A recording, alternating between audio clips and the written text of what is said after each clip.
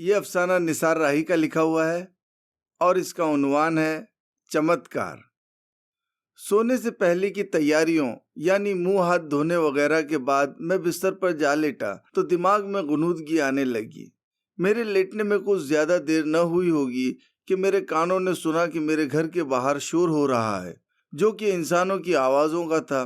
मैं उठा और दरवाजा खोलकर बाहर देखा तो अजीब मंजर था। कई मर्द और औरतें वहां जमा थे जो मुझे देखते ही हरकत में आने लगे। मैं एकदम से समझ ही न सका कि वो मेरे घर के सामने क्यों जमा है।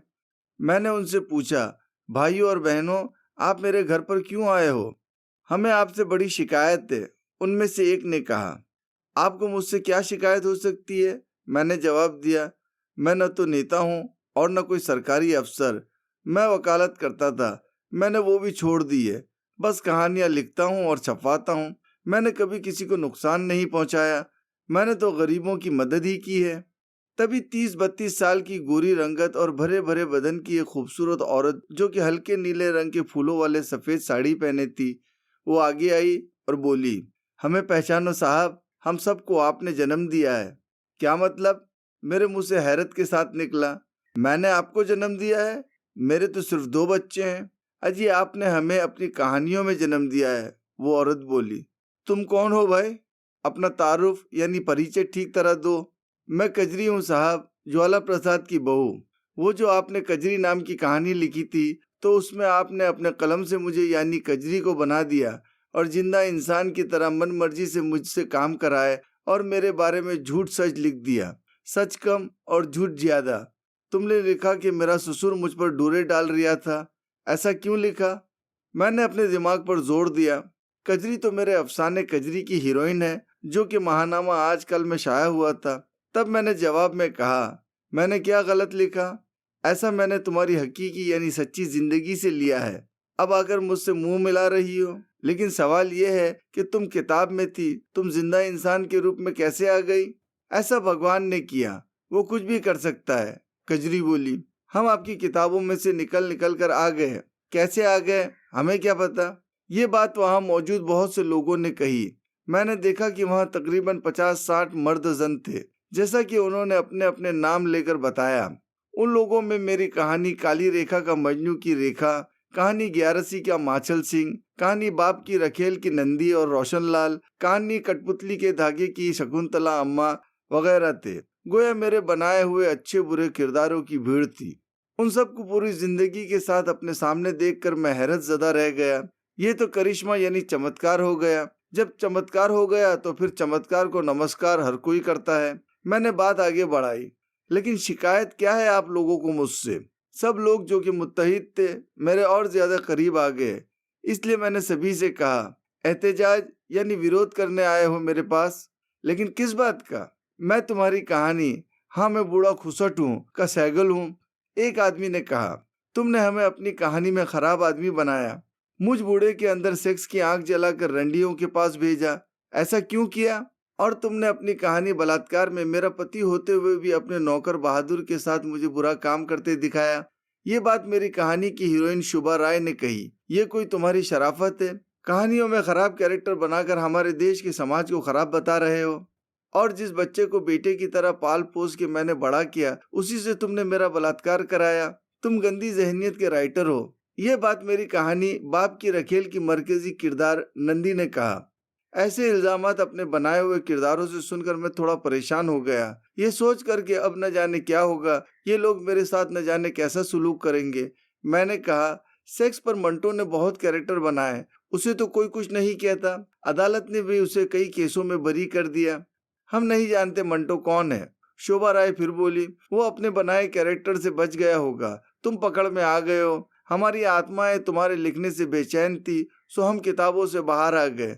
तुमसे पूछने आए हैं कि ऐसा क्यों किया, हम सबसे खराब काम क्यों कराए। तुम पर भी केस चलना चाहिए। जन्म देने का काम भगवान का है, तुमने हमें कहानियों में भी जन्म क्यों दिया?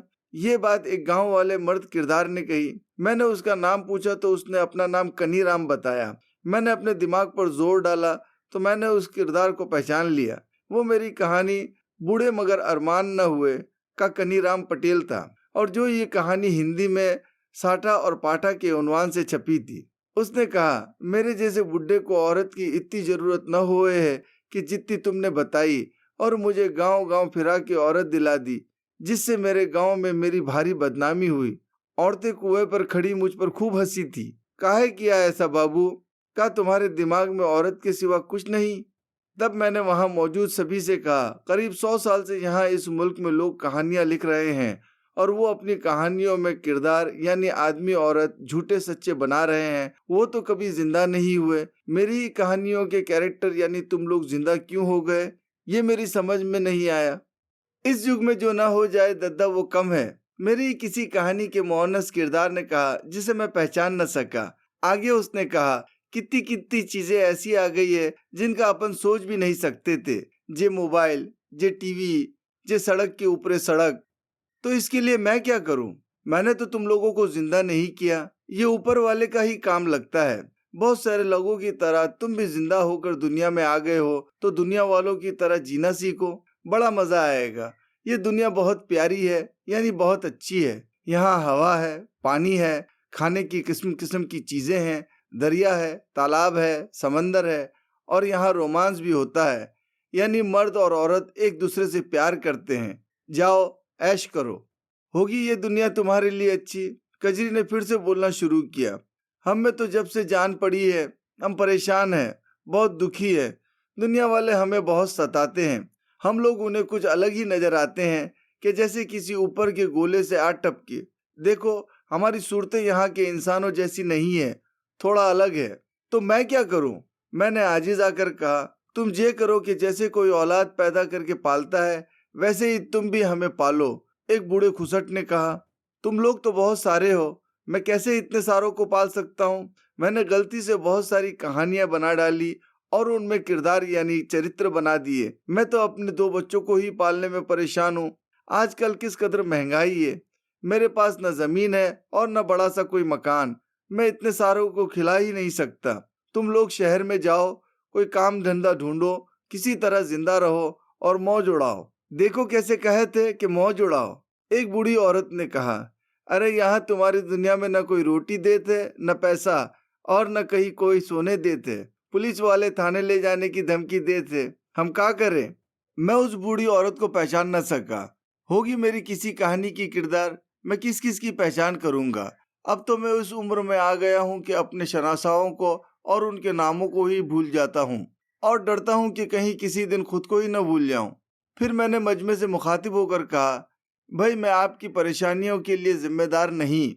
मैंने किसी को जन्म नहीं दिया, वो ऊपर वाला ही जन्म देता है, तो वही आप लोगों के पालन पोषण के लिए जिम्मेदार है। उसी से मांगो। जाओ मंदिरों और मस्जिदों में जाओ, वहाँ लोग यकीनन तुम्हारी मदद करेंगे। देख लिया मंदिर मस्जिद वालों को, सब हमें भगाते हैं और दरवाज़ा बंद कर लेते हैं।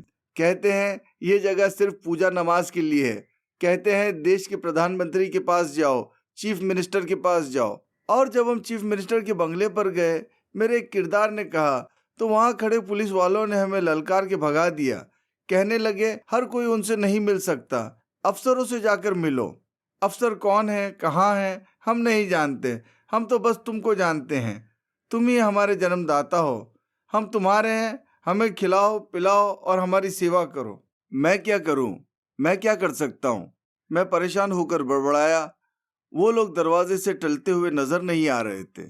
अरे भैया बहुत हो गई लल्लू बच्चू, एक बदमाश किस्म के मेरे बनाए हुए किरदार शकूरा ने अपने खराब तेवर दिखाते हुए कहा। ये ऐसे नहीं मानेगा, इसके घर में घुस चलो, फिर तो ये हमें अपना ही लेगा और हमें खिलाएगा पिलाएगा भी। वो लोग आगे बढ़ने लगे तो मैं चिल्लाया, रुको, दूर रहो मुझसे, और मेरे घर में घुसने की कोशिश भी मत करना। देखो मैं अभी क्या करता हूँ। मैं तुम लोगों को वापस उसी दुनिया में भेजता हूँ कि जहाँ से तुम आए थे।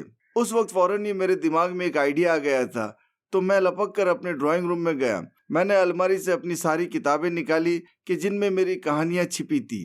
उनको मैंने 3 बार में दरवाजे के बाहर फेंक दी, और फिर आगे बढ़कर उन किताबों को लाइटर की आंख जो बताई, तो किताबें धक धक करके जलने लगी। जैसे जैसे वो जलती गईं, मेरे बनाए हुए और सवाली सूरत बनाए मर्द जन की शक्ल में मेरे वो किरदार रोने चिल्लाने लगे और फिर नीचे गिरकर एक एक करके मरने लगे।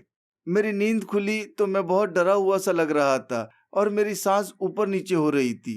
मैंने अलमारी को देखा, वहां मेरी सारी किताबें जूं की तूं मौजूद थी।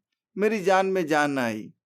बड़ा अजीब ख्वाब था। रात का वक्त था। डरा हुआ तो था ही। सोचने लगा कि कहीं सचमुच ऐसा ही न हो जाए कि दुनिया की सारी कहानियों के किरदार जिंदा हो जाएं और उनके खालिक के गले पड़ जाएं और इस जमीन पर मजीद मुसीबत बन जाएं। दुनिया में इंसानों का गलबा वैसे ही क्या कम है। उनमें से बेशतर ऐसे जो अपने खालिक के लिए ही परेशानी का बायस बनते जा रहे हैं और उनकी हरकतों से दुनिया का वजूद खतरे में पड़ गया है। ये था निसार राही का अफसाना चमत्कार।